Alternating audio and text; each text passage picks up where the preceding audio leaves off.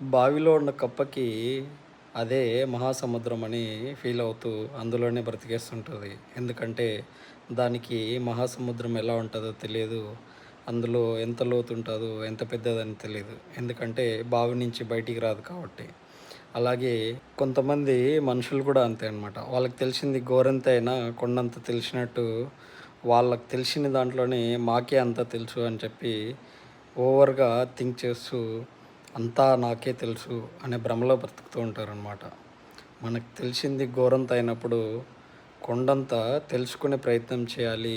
ఎక్కడా సరే తెలుసుకోవడానికి తల వంచి వినయంగా వెళ్ళడానికి ఎప్పుడూ ఆలోచించొద్దు. నాకంతా తెలుసు అనుకుంటే నీ పతనం అక్కడే మొదలైంది అని చెప్పి. లేదా వాడికేం తెలుసు, నాకే అంతా తెలుసు, లేదా వాళ్ళకేం తెలుసు, నాకు తెలిసినంత కూడా తెలియదు అని అనుకుంటే కూడా నీ పతనం